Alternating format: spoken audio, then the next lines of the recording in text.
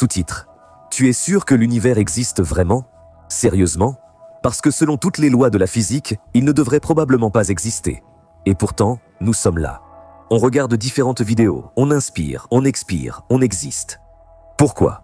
C'est l'une des énigmes les plus étranges de la science. Et quand tu découvriras la réponse possible, tu auras encore plus de questions. Tout le monde sait que la vitesse de la lumière dans le vide est la vitesse limite de tout mouvement dans l'univers. Cette vitesse est d'environ 300 000 km par seconde et c'est à cette vitesse que se déplacent les particules de lumière, les photons. Rien ne peut se déplacer plus vite que la lumière dans notre univers. Parce que cela contredirait non seulement la théorie de la relativité, mais aussi les lois mêmes du temps. Pour un objet qui dépasserait la vitesse de la lumière, le temps commencerait littéralement à remonter en arrière. Mais que diriez-vous si je vous disais qu'il existe des particules hypothétiques dont la vitesse dépasse non seulement celle de la lumière, mais pour lesquelles le temps, littéralement, s'écoule à l'envers?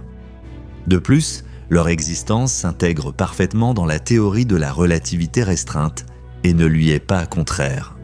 Comment cela est-il possible? Nous allons le découvrir aujourd'hui. Hubble, la suite. Alors, nous allons parler des tachyons, des particules hypothétiques capables d'atteindre une vitesse supraluminique. La possibilité même de l'existence de telles particules a été proposée pour la première fois indépendamment par Robert Ehrlich et Arnold Sommerfeld. Le terme même de tachyon vient du grec « iotachil » signifie rapide et a été proposé par Gerald Feinberg en 1967. La théorie des tachyons possède sa propre terminologie. Par exemple, les particules qui se déplacent à des vitesses inférieures à celles de la lumière, c'est-à-dire toutes les particules de notre univers, à l'exception des photons, sont appelées tardions. Les photons dans cette théorie sont appelés luxons. D'où vient donc l'hypothèse même de la possibilité d'existence des tachyons? En fait, dans les sciences naturelles, Kélion raisonne souvent à rebours. Peut-on prouver que les tachyons n'existent pas? Non. Mais comment peuvent-ils exister si cela contredit la théorie de la relativité et même le bon sens? Comme nous le savons, les objets ayant une masse ne peuvent pas se déplacer à la vitesse de la lumière. Pourquoi cela se produit-il? Vous vous souvenez de la formule célèbre E est égal à m multiplié par c au carré. Cette formule de la théorie de la relativité relie l'énergie nécessaire au mouvement à la masse et à la vitesse de l'objet. Ainsi, pour qu'un objet ayant une masse atteigne la vitesse de la lumière, l'énergie nécessaire devrait tendre vers l'infini, ce qui créerait une multitude de paradoxes. Les seules particules dans l'univers qui peuvent se déplacer à la vitesse de la lumière sont, bien sûr, la lumière elle-même, dont les photons n'ont pas de masse. Mais comment les tachyons pourrait-il même hypothétiquement dépasser la vitesse de la lumière? La vitesse de la lumière, qui est de la vitesse maximale dans l'univers, n'est atteinte que par des particules dépourvues de masse. Si la masse des photons est nulle, alors cela signifie que les tachyons ont une masse négative? Incroyable, mais c'est dans cette direction que réfléchissent les scientifiques. Ils ont supposé que les tachyons pourraient posséder ce qu'on appelle une masse imaginaire. Qu'est-ce que cela signifie?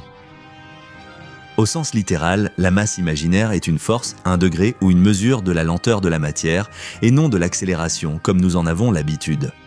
Pour voler plus vite que la vitesse de la lumière, il faut introduire la notion de mesure négative de l'inertie. C'est là qu'apparaît le tachyon avec sa masse imaginaire. Cette masse ne ralentit pas la particule, au contraire, elle l'accélère. C'est pourquoi la vitesse supraluminique du tachyon peut être partiellement expliquée par sa masse imaginaire. Mais les bizarreries des tachyons ne s'arrêtent pas là. Si les particules ordinaires s'accélèrent lorsqu'elles reçoivent de l'énergie et ralentissent lorsqu'elles en perdent, avec les tachyons, c'est tout le contraire. Ils devraient ralentir lorsqu'ils reçoivent de l'énergie et accélérer lorsqu'ils en perdent. Cela conduit au problème des tachyons chargés, car les particules chargées se déplaçant à une vitesse supraluminique libèrent de l'énergie sous forme de rayonnement Cherenkov. On l'appelle aussi rayonnement Vavilov-Cherenkov. Les tachyons chargés perdraient de l'énergie même dans le vide et se déplaceraient de plus en plus vite, atteignant des vitesses impossibles à analyser et encore moins à percevoir optiquement. Pour faire simple, lorsqu'un tachyon traverse une substance, il perd de l'énergie parce qu'il entre en collision avec des atomes. Mais en perdant de l'énergie, il accélère, ce qui rend les collisions encore plus intenses et fréquentes. En théorie, ces collisions devraient entraîner une perte d'énergie supplémentaire et, par conséquent, une accélération supplémentaire. Il se crée un cercle vicieux et le tachyon accélère naturellement jusqu'à atteindre une vitesse infinie. C'est pratiquement un moteur perpétuel à l'intérieur même de la particule. Vous pensez que la liste des étrangetés des tachyons s'arrête là? Pas du tout. En 1970, l'astrophysicien Gregory Benford et ses collègues ont attiré l'attention sur le fait que l'existence des tachyons mène directement à la reconnaissance de l'existence du paradoxe temporel. Cela est lié à la capacité de ces particules à envoyer des informations dans le passé. L'idée même d'envoyer des messages dans le sens inverse du temps est apparue en physique dès 1907 lorsque Albert Einstein a avancé la théorie selon laquelle, si l'on dépasse la vitesse de la lumière, il serait possible de transmettre un message dans le passé. Mais Benford a développé cette théorie à l'aide des tachyons et l'a présentée au public sous la forme d'une histoire ludique sur Alice et Bob. Supposons qu'Alice et Bob aient conclu un accord. Alice enverra un message à Bob à 3 heures si elle ne reçoit pas de message de sa part à 1 heure. Après avoir reçu le message d'Alice à 2 heures, Bob envoie immédiatement un message à Alice dans le passé pour qu'elle le reçoive à 1 heure. Mais le deuxième échange de messages n'aura lieu que si le premier échange n'a pas lieu. Le dispositif de communication hypothétique entre Alice et Bob a été appelé anti-téléphone tachyonique par Gregory Benford. Si l'existence des tachyons est de prouver, pouvez-vous imaginer quelle possibilité incroyable cela ouvrirait à l'humanité? Le tachyon est un thème récurrent de la science-fiction. Dans le roman de science-fiction immortel de Frank Herbert, Dune, il existe un réseau de tachyons qui permet de communiquer instantanément et même de contrôler les particules dans l'univers. Les tachyons jouent un rôle important dans l'intrigue de la saga télévisée Star Trek. Si l'on met la science-fiction de côté, certains physiciens pensent actuellement que les tachyons ont peut-être existé au moment du Big Bang, violant la causalité. Mais ils n'existent plus aujourd'hui. De plus, les tachyons pourraient être directement liés au Big Bang lui-même et à la possibilité même qu'il ait eu lieu. Mais comment ? Il existe une théorie selon laquelle l'univers, avant le Big Bang, existait dans un état de faux vide où il y avait des tachyons. Mais leur présence signifiait que ce n'était pas l'état d'énergie le plus bas du système, et donc le système était instable. À un certain moment, une minuscule brèche est apparue dans la trame de l'espace-temps, représentant le vrai vide. La brèche a commencé à s'agrandir, une bulle est apparue. En dehors de la bulle, les tachyons existaient toujours, mais à l'intérieur, il n'y en avait pas. À mesure que la bulle grandissait, l'univers que nous connaissons est apparu. Un univers sans tachyons. C'est cela qui fut le Big Bang. Donc, les tachyons peuvent exister, mais quelque part en dehors de notre univers. Qui sait ? La recherche de ces particules mystérieuses ne s'arrête jamais, mais jusqu'à présent, elle n'a donné aucun résultat positif. En 2011, lorsque les scientifiques du CERN ont mené une expérience appelée Opera, liée à l'étude des oscillations des neutrinos, il semblait que la solution était toute proche. Pendant l'expérience, quelque chose d'incroyable s'est produit. Les scientifiques affirment avoir découvert des particules plus rapides que la lumière. Cependant, il s'est vite avéré que les particules mystérieuses n'étaient pas des tachyons, mais le résultat d'erreurs dans le système de mesure. И ошибок в системе синхронизации. Alors, la particule la plus mystérieuse existe-t-elle vraiment dans la nature ? Serons-nous capables d'obtenir une réponse à cette question dans un avenir proche ? Tout est possible. La science progresse à pas de géant. Et beaucoup de choses qui n'étaient qu'hypothétiques et ressemblaient à de la science-fiction ont fini par être prouvées et sont devenues des faits incontestables. Une chose est sûre. La possibilité de découvrir les tachyons est, Surtout, de trouver un moyen d'interagir avec ces particules, c'est la voie vers cet avenir que pour l'instant, nous ne pouvons observer que dans les pages des romans de science-fiction. Si l'on regarde attentivement l'obscurité d'encre du ciel nocturne, par beau temps, on peut même distinguer à l'œil nu une multitude d'étoiles qui percent à travers la brume cosmique. Des centaines de milliers, voire des millions d'années-lumière nous séparent, et la lumière de certaines galaxies n'a même pas encore atteint la Terre. Pourtant, l'humanité est fermement convaincue que quelque part là-bas, dans l'obscurité, il existe forcément des êtres intelligents. Qui sont-ils ? Des demi-dieux ou des substances pas plus intelligentes qu'une fourmi ? Le paradoxe de Fermi ne cesse de rappeler l'absence de traces visibles d'activité extraterrestre, quel que soit leur niveau de développement. Mais honnêtement, il n'y a pas besoin de théorie. Nous voyons nous-mêmes que l'espace autour de nous est absolument vide, et cela est inquiétant. D'un autre côté, il existe l'équation de Drake, une formule spécialement conçue pour déterminer le nombre de civilisations extraterrestres dans notre galaxie. Si l'on en croit cette équation, on peut en conclure que la vie intelligente est un phénomène assez répandu dans l'univers. L'équation prend en compte de nombreux facteurs, notamment la distance à laquelle une planète se trouve de son étoile hôte, la probabilité que la vie unicellulaire évolue vers une forme intelligente, ainsi que le type d'astre autour duquel gravitent les corps célestes potentiellement habités. Cela soulève une autre question tout aussi importante. À quoi ressemblerait la vie extraterrestre si toutefois elle existe ? Ce n'est un secret pour personne que l'homme a tendance à tout mesurer à son propre aune, c'est pourquoi nos théories sont clairement entachées d'anthropocentrisme. Que ce soit mauvais ou acceptable, seul le temps le dira. Si l'on base la recherche d'une intelligence extraterrestre sur le développement de la civilisation humaine, on obtient l'échelle de Kardashev. Ce célèbre physicien soviétique a proposé de classifier la société en fonction de son niveau d'avancement technologique. Selon cette classification, nous n'atteignons même pas le niveau d'une civilisation de premier type. Autrement dit, la société humaine, qui a parcouru un chemin complexe depuis la domestication du don de Prométhée et la manipulation du bâton fouisseur jusqu'au lancement du train à vide Hyperloop et les tentatives de colonisation de la planète rouge, n'a pas réussi à maîtriser l'énergie non seulement de sa propre étoile, mais même de sa planète natale.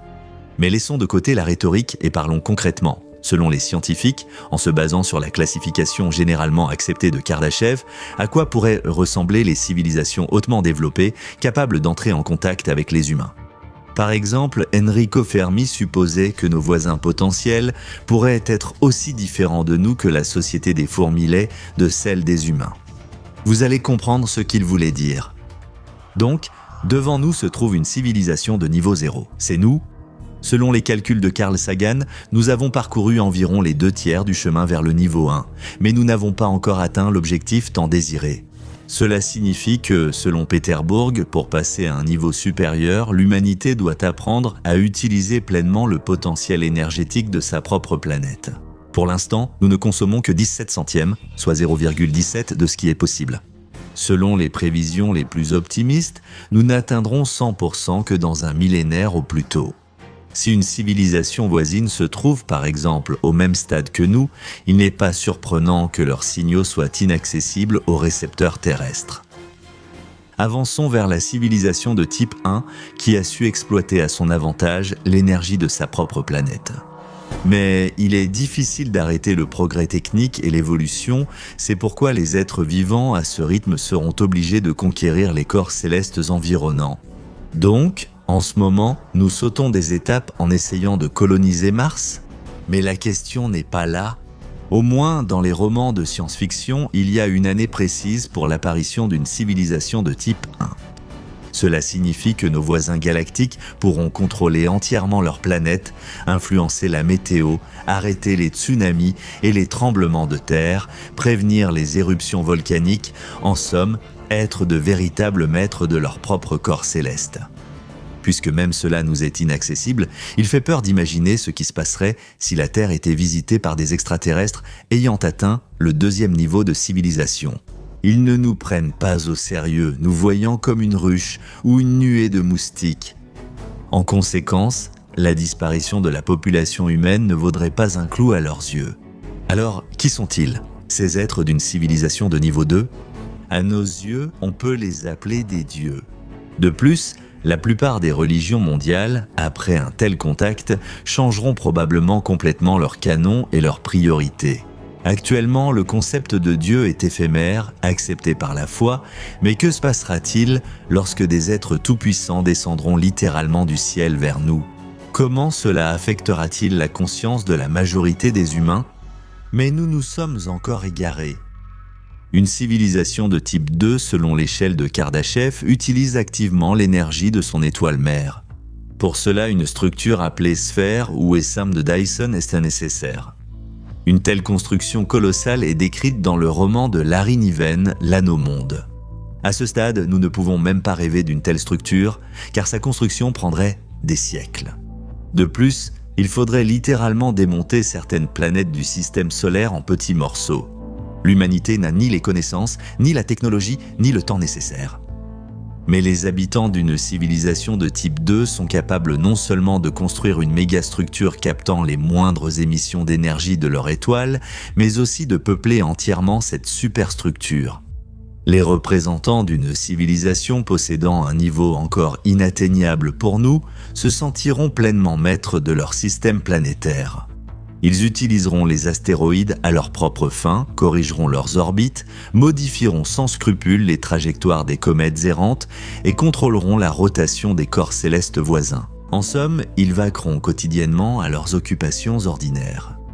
Nous espérons qu'il n'est pas nécessaire d'expliquer qu'une civilisation de niveau 3 est quelque chose de totalement inconcevable pour notre compréhension, car les êtres tout-puissants qui l'ont créée sont capables de maîtriser l'énergie d'une galaxie entière. Ils disposent d'un système bien établi pour l'extraction, le stockage et l'utilisation des ressources énergétiques de n'importe quelle galaxie de l'univers. Les habitants de ce gigantesque conglomérat peuvent fusionner des étoiles, mélanger des systèmes planétaires, exploiter l'énergie des explosions de supernovas et même créer eux-mêmes de nouveaux astres. D'énormes planètes et leurs satellites rocheux, entre les mains des habitants de cette civilisation, deviennent de simples blocs de construction utilisés pour les besoins quotidiens. C'est comme un Minecraft poussé à l'extrême. Biome Spatial. Quelle conclusion s'impose d'elle-même? Malgré l'évidente insignifiance de nos avancées technologiques, les astronomes terrestres devraient détecter à travers leurs télescopes les traces d'activité des civilisations mentionnées. Par exemple, des débris de structures titanesques ou une luminosité constamment changeante dans des zones limitées. Dites-moi, pourquoi n'avons-nous jamais observé quelque chose de semblable? Les terriens sont-ils vraiment seuls dans l'univers? Mais continuons, car ce n'est pas tout. Devant nous, il y a encore 3 types de civilisations qui ne remarqueront sûrement pas la présence de la race humaine. Après tout, vous ne faites pas attention à une coccinelle qui rampe. Les mondes précédents nous semblaient irréels et les êtres qui y vivaient paraissaient être des dieux. Maintenant, passons au 4e niveau de civilisation. Ici, tout est possible. Tout d'abord, l'utilisation de l'énergie de l'univers. Les horizons qui s'ouvrent alors sont stupéfiants. Les êtres suprêmes sont capables de concevoir des structures d'une ampleur inimaginable, de modifier les lois du macrocosme et de manipuler le continuum espace-temps. En fait, ils pourraient devenir immortels. Cependant, cela ressemble étrangement à une dystopie.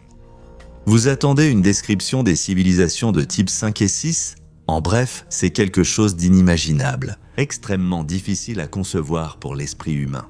Ces 2 mondes mentionnés sont comme des enfants qui ont grandi au point de ne plus rentrer dans leurs vêtements. Des civilisations vivant dans plusieurs univers et hors du temps.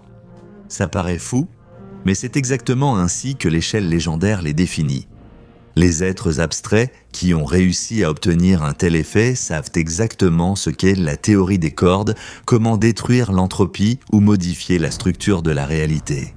Il est probable que beaucoup d'entre vous pensent maintenant, peut-être que les représentants d'une civilisation de 6e niveau sont ces dieux en lesquels nous croyons. Nous n'allons pas vous en dissuader. Théoriquement, c'est possible. Car compte tenu de leur toute-puissance, de tels conglomérats pourraient créer eux-mêmes des communautés d'autres types. Est-ce vraiment plus difficile que de réguler le chaos universel? Laissons les spectateurs dans une confusion intellectuelle, car il faut du temps pour prendre conscience de la grandeur de nos voisins potentiels. Sur Terre, il y a eu à plusieurs reprises des personnes tellement intellectuellement développées et progressistes qu'on aurait dit qu'elles venaient du futur. Un tel génie était Nikola Tesla. Il y a toujours eu aussi des personnes prêtes, par intérêt personnel, à faire tomber dans l'oubli n'importe quelle idée, même si elle permettait à l'humanité de réaliser des avancées techniques instantanées. Nikola Tesla a offert au monde de nombreuses découvertes. Il a prédit l'apparition des robots, a démontré l'expérience de la transmission sans fil de l'électricité et a inventé ce qu'on appelle le rayon de la mort. Particulièrement mystérieuse étaient ses tentatives d'utiliser l'éther, ce milieu omniprésent qui emplit toute chose. Tesla a vigoureusement réfuté la croyance catégorique, peut-être achetée par Kazenstein, en l'existence de l'éther. Tesla était étonné qu'on puisse admettre l'existence des ondes radio sans reconnaître l'existence du milieu qui les transporte. Pour prouver qu'il avait raison, le grand scientifique proposait d'examiner l'expérience de Michelson-Morley qui aurait soi-disant prouvé que l'éther était une fiction, sous un autre angle. L'expérience mentionnée consistait à détecter le mouvement de l'éther par rapport à la Terre. Ce mouvement n'a pas été détecté et sur cette base, de nombreux scientifiques ont abandonné ce concept. Nikola Tesla, dans ses manuscrits, a prouvé que c'était une décision hâtive et irréfléchie. Même Aristote croyait en une source inépuisable d'énergie libre. Il suffit simplement d'apprendre à l'utiliser correctement. Nikola Tesla savait le faire. Mais avec sa mort, les connaissances sur la source du bien-être universel ont aussi disparu. D'ailleurs, René Descartes, Christian Huygens et Isaac Newton mentionnaient l'éther dans leurs travaux. Voici quelques exemples de thèses tirées des manuscrits de Nikola Tesla.